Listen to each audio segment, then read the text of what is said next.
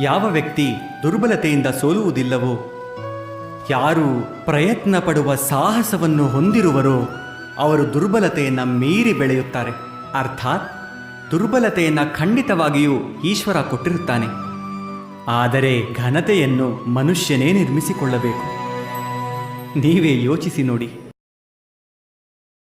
ಯಾವಾಗ ನಮ್ಮ ಒಳ್ಳೆಯ ಕಾರ್ಯದ ಫಲವಾಗಿ ದುಃಖ ಪ್ರಾಪ್ತಿಯಾಗುವುದೋ ಅಥವಾ ಯಾರಿಗಾದರೂ ಅವರ ದುಷ್ಟ ಕಾರ್ಯಕ್ಕೆ ಸುಖ ಸಿಗುವುದೋ ಆಗ ಮನಸ್ಸು ಖಂಡಿತ ಯೋಚನೆ ಮಾಡುತ್ತದೆ, ಒಳ್ಳೆಯ ಕಾರ್ಯ ಮಾಡುವುದಕ್ಕೆ, ಧರ್ಮ ಮಾರ್ಗದಲ್ಲಿ ನಡೆಯುವುದಕ್ಕೆ ಏನು ಅರ್ಥವಿದೆ.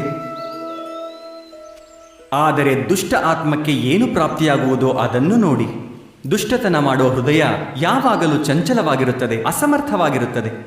ಮನಸ್ಸಿನಲ್ಲಿ ಯಾವಾಗಲೂ ಹೊಸ ಹೊಸ ಸಂಘರ್ಷಗಳು ಉತ್ಪನ್ನವಾಗುತ್ತವೆ. ಅವಿಶ್ವಾಸ ಅವನನ್ನು ಜೀವನ ಪೂರ್ತಿ ಓಡಿಸುತ್ತಲೇ ಇರುತ್ತದೆ.